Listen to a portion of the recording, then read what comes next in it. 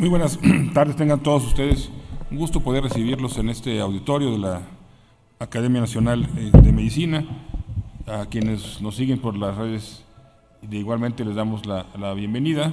Hoy tenemos la presentación de un trabajo de ingreso por el doctor José María Remestroche, denominado Seroprevalencia de enfermedad celíaca en pacientes con infertilidad, un estudio de casos y controles, y el comentario oficial que lo hará el doctor Juan Miguel Abdo Francis.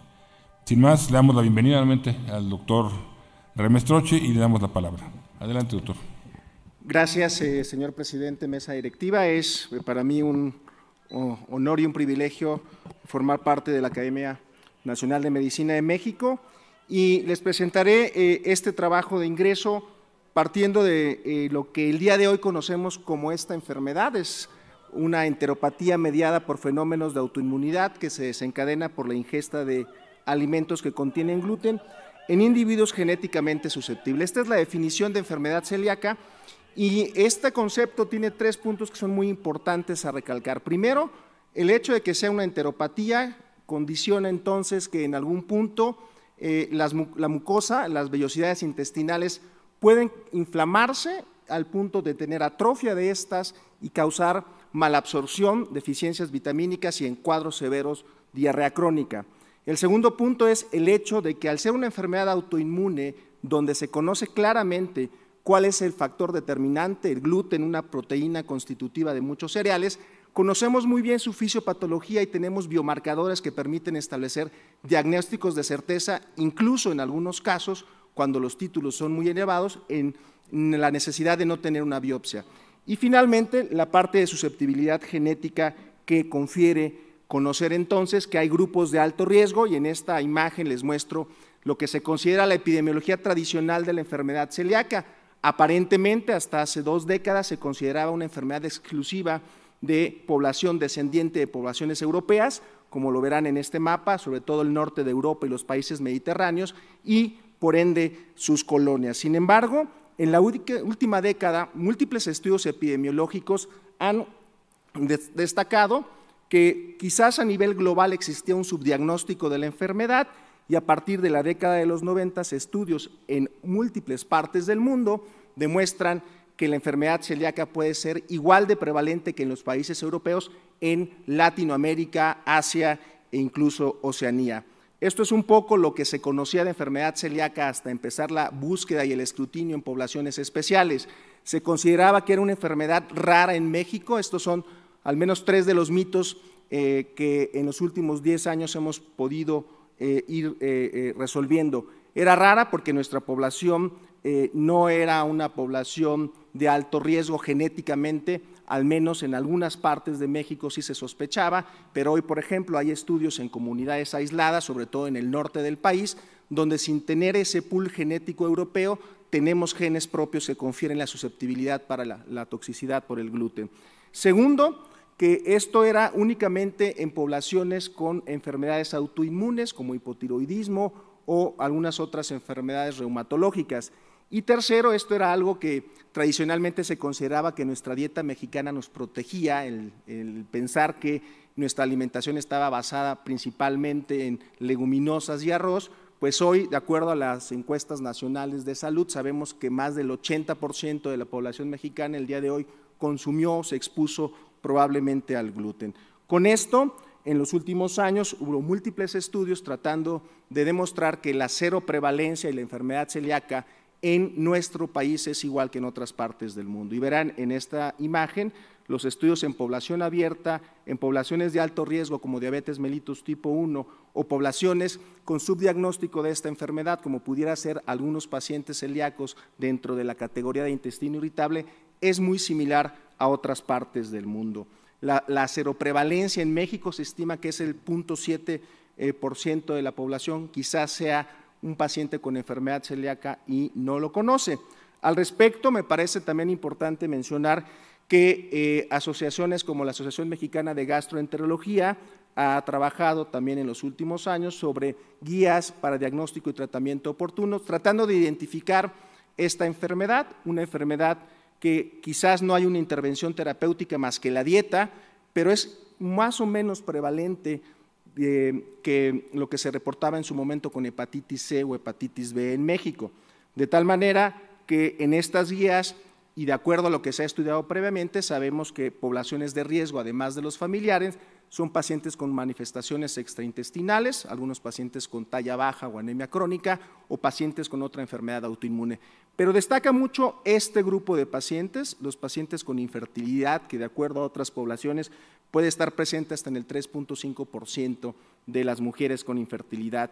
La infertilidad, esta incapacidad de una pareja para concebir después de 12 meses de relaciones sexuales frecuentes sin utilizar métodos de planificación, pues se más o menos estima que puede afectar a una de cada 6 a 10 parejas, y entre el 3 y el 9% de las mujeres que acuden a clínicas especializadas para el manejo de la infertilidad podrían padecer de enfermedad celíaca.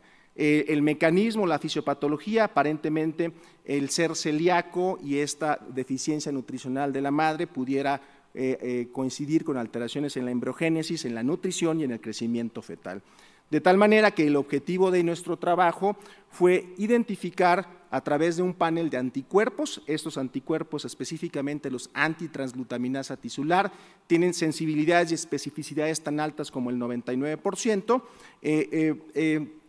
El objetivo fue aplicar este panel de anticuerpos en un grupo de pacientes que acudían a una clínica de fertilidad para ser estudiadas ya sea por esterilidad primaria o secundaria o por infertilidad primaria cuando ningún embarazo había llegado a término, secundaria si al menos en algún momento se había logrado tener una gesta y posteriormente la incapacidad para seguir concibiendo, y aquellos que se subclasificaban como inexplicable, donde no había factores hormonales, ováricos, tubováricos y otra causa aparente.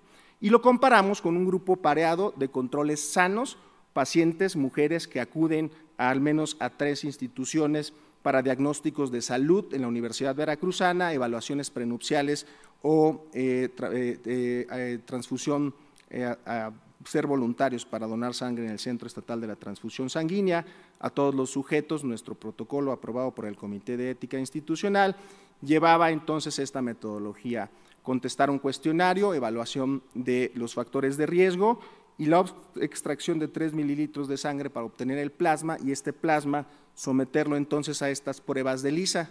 Les recalco que a estos títulos de más de 30 unidades por mililitro de un anticuerpo positivo, específicamente antitransglutaminasa tisular, más la combinación de IgG o contra el péptido de aminado, prácticamente se considera cero prevalencia o cero positividad. En algunos pacientes, unos títulos tan altos como 100 pueden incluso llegar a obviar una biopsia de intestino delgado, como les mencionaba antes. Lo que hicimos fue comparar entonces las seroprevalencias, calcular las razones de momios y establecer cuál era la probabilidad de tener estos anticuerpos positivos en nuestros pacientes. Evaluamos un total de 171 casos, mujeres que tenían la gran mayoría de ellas, cerca del 60% de infertilidad primaria, el 22% infertilidad secundaria y 10% respectivamente esterilidad primaria o secundaria. Y de los pacientes que caían en esta categoría de infertilidad inexplicable fueron 54 pacientes, cerca del 30%. Las características demográficas de los 4 grupos estudiados y de los controles fueron muy similares: mujeres en edad fértil entre los 25 y 35 años, sin antecedentes relevantes. Y esta es la tabla que resume los resultados más importantes. La seropositividad, la seroprevalencia para alguno de los anticuerpos fue de 4.6% en los pacientes con infertilidad, contra el 0.5%, que es lo estimado en nuestra población control, lo cual da una razón de momios de 8. Y cuando desglosamos y analizamos cada uno de estos anticuerpos, la seropositividad para la transglutaminasa tisular IgA, que es la más sensible y específica, vean que la razón de momios se mantenía cercana a 6. Esta es una imagen donde graficamos de forma global la seroprevalencia en todos nuestros pacientes evaluados: 4.6%, 3.5% en infertilidad inexplicable, 0.5% en esterilidad secundaria, y los títulos eran considerablemente altos, de tal manera que en algunos pacientes, aunque se les propuso la biopsia de duodeno para establecer el diagnóstico, al momento no lo hemos podido realizar. 3 de 6 pacientes han accedido o accedieron en ese momento a la toma de biopsia y se confirmó entonces el diagnóstico histológico. Y vean cómo, a manera de resumen, los estudios previamente publicados en otras poblaciones con lo que presentamos nosotros el día de hoy está dentro de lo estimado, de tal manera que consideramos que estamos reportando una población de alto riesgo similar a otras partes del mundo. Tenemos las limitaciones que ustedes ven en la pantalla, no tenemos una evaluación completa de los síntomas gastrointestinales y podemos concluir que en México, como en otras partes del mundo, la infertilidad, específicamente la infertilidad inexplicable, puede ser un grupo de alto riesgo para tener enfermedad celíaca y valdría la pena evaluar con estudios de costo-beneficio este escrutinio. Muchas gracias por su atención. Muchas gracias, doctor Ramestrochi.